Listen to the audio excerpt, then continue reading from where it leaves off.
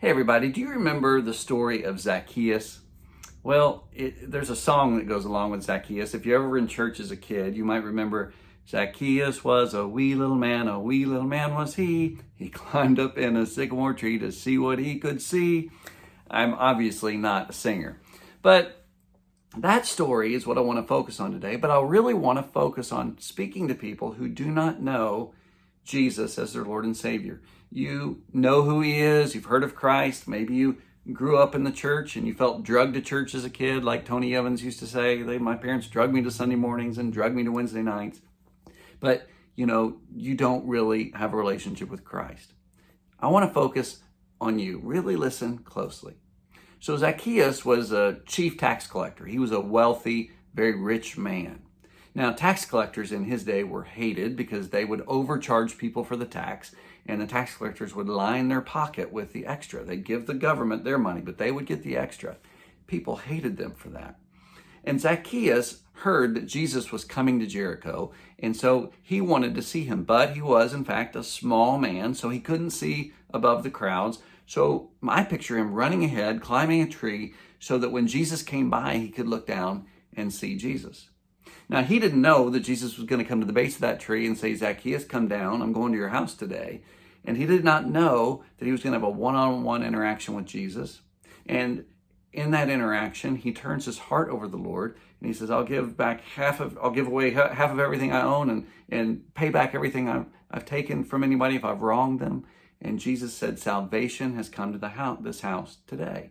Zacchaeus turned his heart to Christ. He became a transformed man. Now, why do I tell you that story and focus on people who are listening today who maybe don't have a relationship with Jesus? It's because of this. If you don't know Christ, but you've been to the church and you didn't like going to church as a kid, you resented it. Or you went to a church and the preacher, preached hellfire brimstone and you didn't like that. Or maybe you've heard of preachers who, get rich and have jets and you're like, I don't like that. There's something wrong with the church. Okay, granted, I understand why you might feel that way, but do me this favor, especially if you're going to church this Sunday on Easter. When you go, metaphorically speaking, get above the crowd. You can't go climb a tree, right?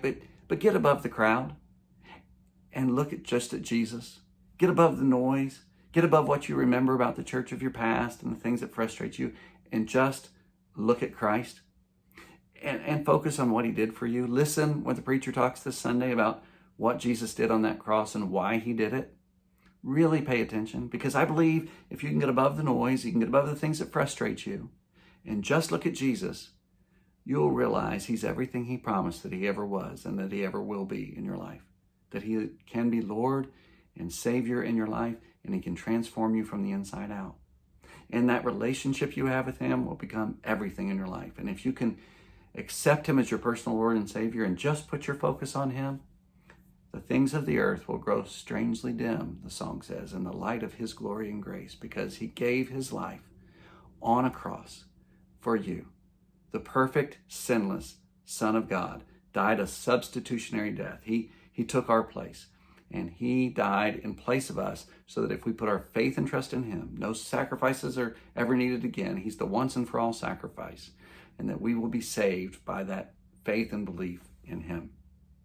Of course, I want you to find a good Bible-believing, Jesus-loving church after you accept Christ and get invested in that church and serve in that church and build relationships there, because that helps grow your relationship with Christ. But let's just start one step at a time.